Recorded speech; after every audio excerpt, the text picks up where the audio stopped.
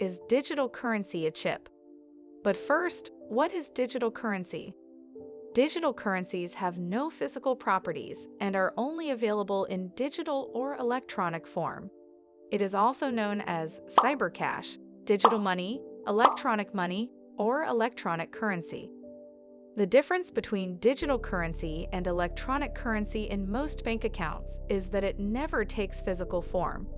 Let's say right now you could go to an ATM and turn an electric record of your currency holdings into physical money.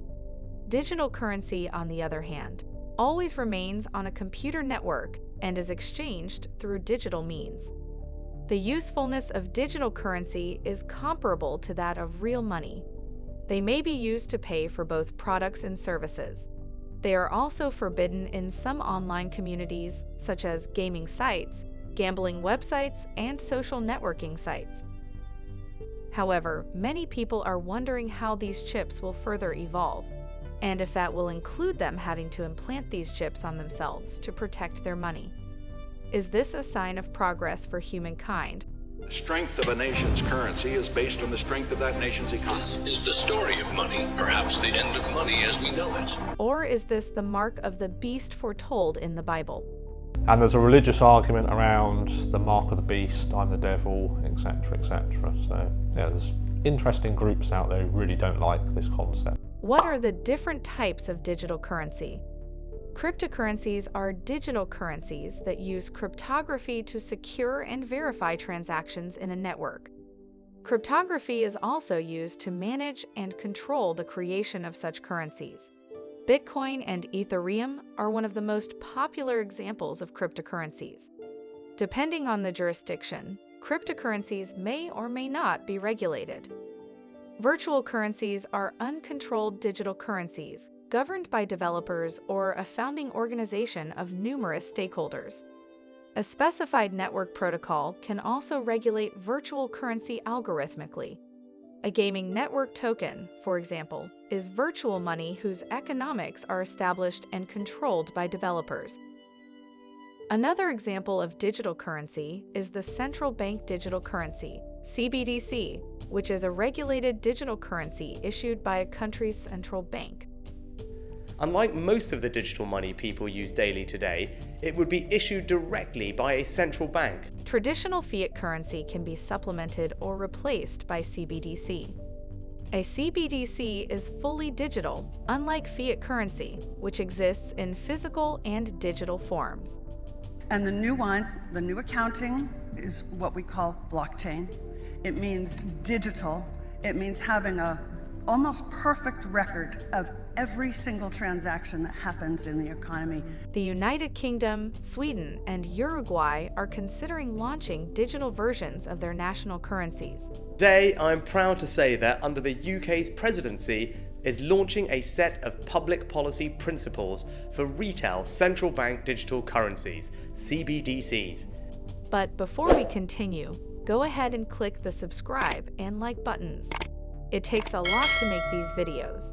Your small actions tell YouTube to keep promoting our videos. Thanks. Now back to the video. Are there any advantages of using digital currencies? Transactions using digital currencies are substantially faster than those involving traditional banking institutions. For example, moving payments internationally through a typical bank can take days, if not weeks, while digital currencies make this considerably faster, if not instantaneous. And what we're seeing in the world today, I think, is we are on the brink of a dramatic change where we are about to, and I'll say this boldly, we're about to abandon the traditional system of money and accounting and introduce a new one. Even though the funds in your account are theoretically yours, banks must earn a profit by charging you ATM fees, transfer fees, and closing fees, since there are frequent costs associated with spending money overseas. You may own a digital currency outright and use it whatever you wish, with no costs in most circumstances. One of the significant benefits of digital money is its accessibility. Anyone with an internet connection anywhere in the globe may go on and mine for their preferred coin. This is in contrast to traditional institutions, which frequently erect hurdles to access, such as a credit check or a minimum contribution. Now here we get the opportunity for one of history's biggest monetary revolutions, creating a cryptocurrency tied, in this case, to the dollar. Nevertheless, there are certainly drawbacks to using digital currencies. Most digital currencies are now decentralized, which means a government or central bank doesn't back them. This implies they are not stable and are subject to much volatility, which means they may suddenly lose or gain value. Those who deal in digital currencies might have something valuable one minute and lose it the next if the value drops. CBDCs backed by banks or governments might be a far more secure answer in the future. We are examining whether a U.S. central bank digital currency would improve upon what is an already safe and efficient domestic payment system. While digital currencies eliminate the need to store personal information online, the coin you possess might still be hacked. Many firms that keep currencies have had their money stolen in attacks. Traditional banks can also provide greater security and recompense to customers whose cash has been stolen. Have you been chipped? As technology continues to evolve, many people from all over the world are doing everything to protect their money and to have the ease of access to it. Passports, whole range of tech out there.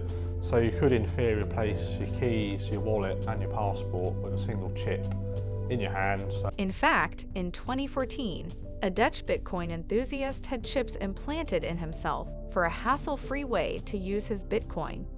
We are now at a point where small chips are causing major new privacy disagreements. Implanting chips in humans has privacy and security consequences, from tracking our locations, our driving habits, our spending histories, and even beyond ownership of data.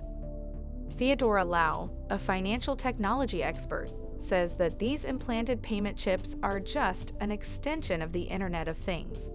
Moreover, Nada Kakabats, a professor at Henley Business School, is also cautious about the future of more advanced chips, saying, "There is a dark side to the technology that has a potential for abuse."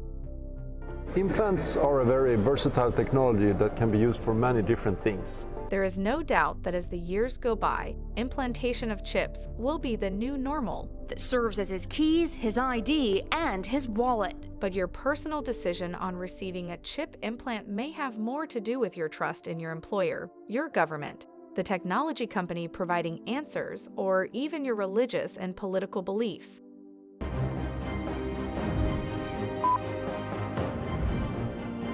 The big question now is, would you support this change?